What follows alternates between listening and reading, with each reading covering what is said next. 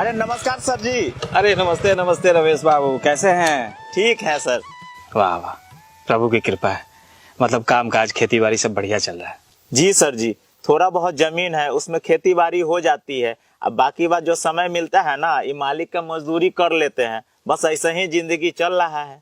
इंसान को जो है ना हर काम दिल से करना चाहिए जी।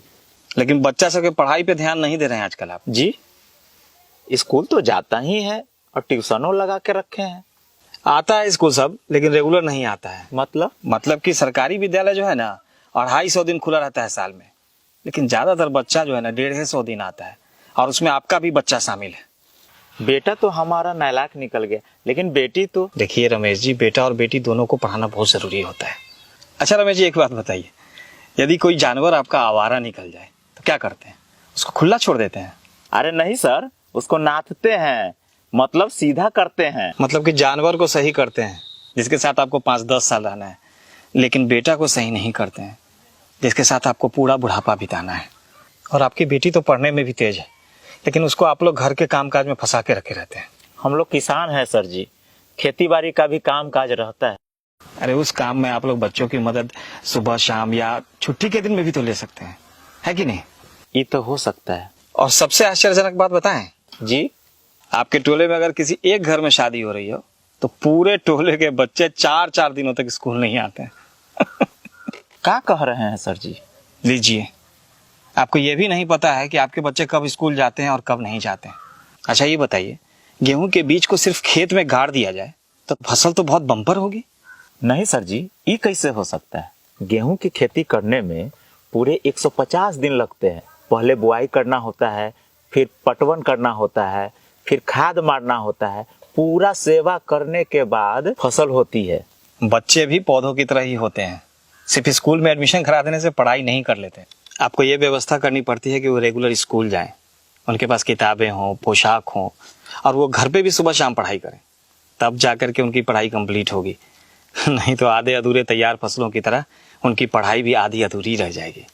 वो तो ठीक है सर जी, लेकिन हम सोचते हैं कि न रोज जाएगा तो कहियो कहियो चल जाएगा, यही कुछ सीख जाएगा। आप समझे नहीं रमेश जी। अच्छा ये बताइए कि यदि किसी बच्चे को पहले 1 से 20 तक का गिनती सिखाया जाए और फिर सीधा 80 से 90 का गिनती सिखाया जाए, या पहले 2-3 का पहाड़ा सिखा दिया जाए और फिर सीधा 17-18 का पहाड़ा सिखाया जाए, तब तो बच्चा गणित में पंडित हो जाएगा, है ना? ये कैसे होगा सर जी?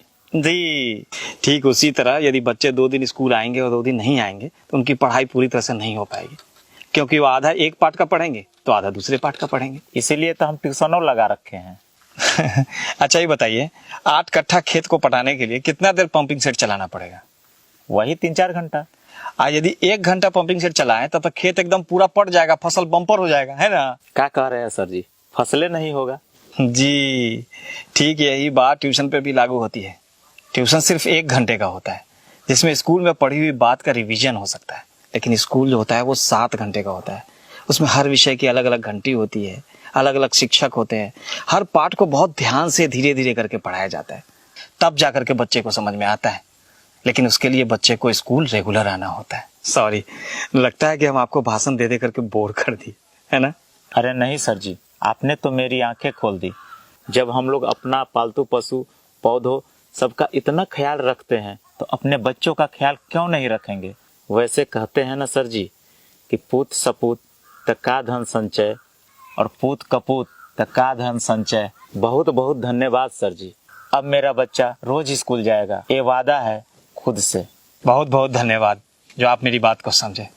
अच्छा मैं चलता हूँ। जी प्रणाम। प्रणाम।